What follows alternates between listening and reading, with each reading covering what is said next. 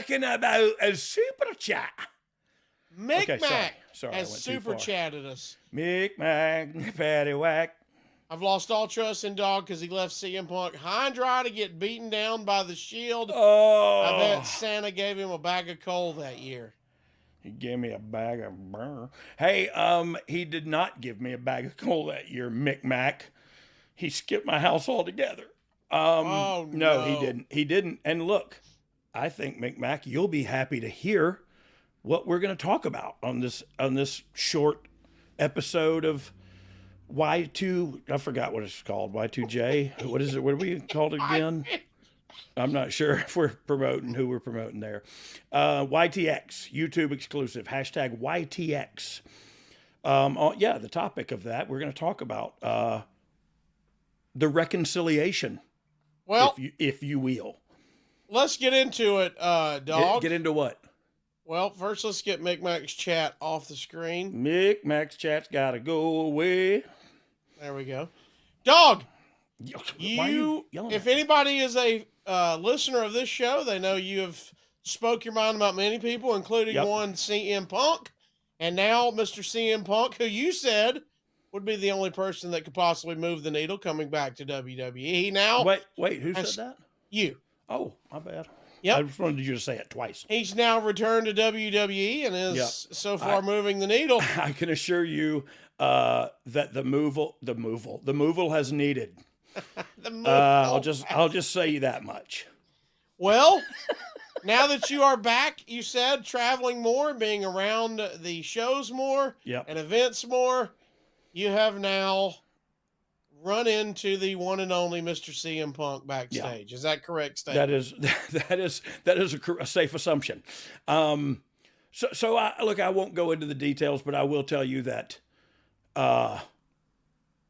he and I, the first time I saw him, and he was sitting at a catering table, and he and I met eyes, and he stood up, and we shook hands, and we kind of didn't say anything for a minute, and then he literally. And I feel safe sharing this because I shared it with him face to face the following day, how impactful it was. He literally like shrugged his shoulders and went like, "Oh, come on," and pulled me in and hugged me. And I'll tell you the truth, it made me feel immediately like an a-hole, like I'm a piece of crap. It humbled me in myself.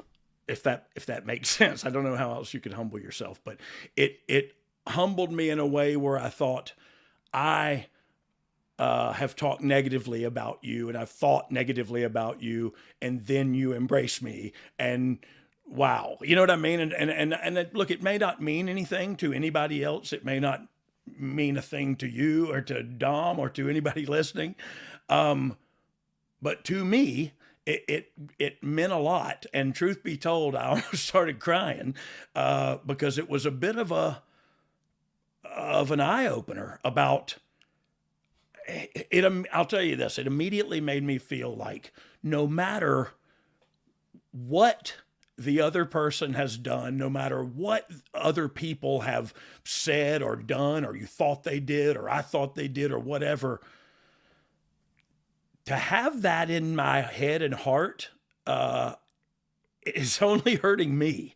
You know what I mean? It ain't bothering him none. It ain't bothering you any. It's only in my head and heart, and that's negativity. And it all drained out of me when he like shrugged like, "Oh, come on." And it harkens me back to brothers don't shake hands, brothers got a hug.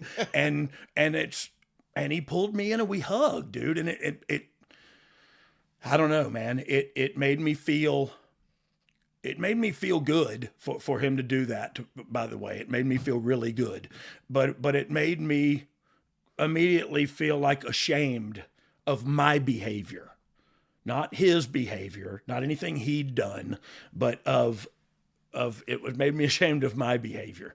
And so I don't know. We then had a couple of look. I believe God works in mysterious ways, and He worked that weekend. Whether it touched anybody else's life in the world, that weekend, it was all orchestrated. I was stuck in Stanford. Every bit of it was orchestrated to put me and Punk in certain situations. And I hope he hears this, because I think he'll realize the depth of it, because I don't know, we were just put together for like 5 days in a row, working together and speaking about the future and what he'll be doing as far as what I do in my job, And so I don't know, man, it just felt very much like, stop talking bad about people, Brian. Stop thinking negatively about people, especially people you don't really even know. And just look at everybody through God's eyes. And because that's one thing I've been trying to do for me, is look at myself through God's eyes, because I beat myself up a lot. But if I'm going to look at myself through God's eyes, why wouldn't I look at everybody else through the same vision? And I don't know, man, it just made me question, like, why? There was a lot of negative years that went on in my head that didn't have to. And I got to re-rack that weight the other day, and he helped me do that. And so anyway, that's my CM Punk story.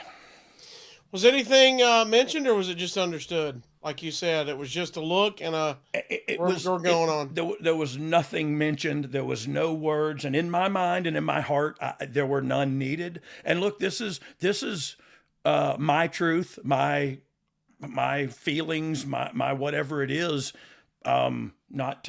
It's not for anybody else. I'm at peace now with me and him. My side of the street is clean now. I can sleep at night, but I believe his is too. What made me feel weird was I believe his was already. Like he wasn't as inside his head about me. You know what I mean? And I get that. I get that, because I am neurotic. Well, aren't we all in our own way? I think we all are a little bit, yeah. but I'm just worse at it. I'm not good at it. Anyway, it was all positive, man. All positive, super positive. Even in our working relationship, there was huge strides made. And again, I'll repeat, he has proven already that the needle will move. How about that? In many ways. And so that's that. So Mick, I felt bad about leaving him that night, No, I'm going to take that back. I didn't feel bad about it at all that night. I feel bad about it now. I feel bad about it now just because I still got some work to do. I'm work in progress. Well, Mick wants to know. He said, "Did you cried again? Didn't you? You cried." I did. I did. Cried again. I did. I cry a lot. I've cried since then thinking about it. And I don't mind telling you, because I believe when I'm crying, God's softening my heart. And I had a hard heart for a lot of years, man, especially towards the people I love the most. And I'm trying as hard as I can to Heffron Heffron gas station. Brian Heffron said closure and mending fences is the best feeling. And 100% right, man. It did feel good. And the thing is like the part that's discouraging is like, my side of the fence was the only side that needed mending. You know what I mean? And that it's not debilitating at all. It's acceptance is the fact, right? Or acceptance is the key. Except that you still got some work to do, dude, on self-awareness, on perspective. You know what I mean? There's still, I guess there'll be work to do till I'm 6 foot under. But I'm going to actually request that they only bury me 5.5 feet. Oh. I don't know why that is. That means you got a little more work to do, or even in the... Not sure. What does that mean? Sure. Don't have any idea. Just made it up, and now I'm thinking about... Shouldn't have said it.